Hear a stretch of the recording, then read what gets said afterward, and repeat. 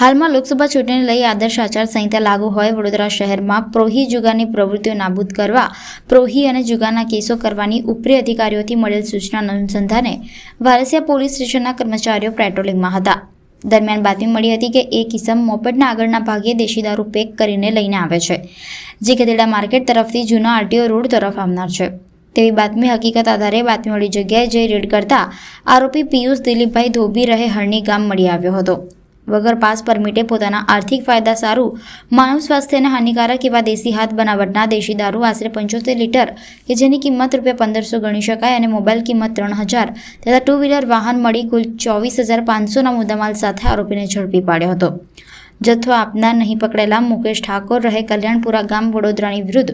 ગુનો નોંધી તેને શોધી કાઢવાના ચક્રો ગતિમાન કર્યા હતા.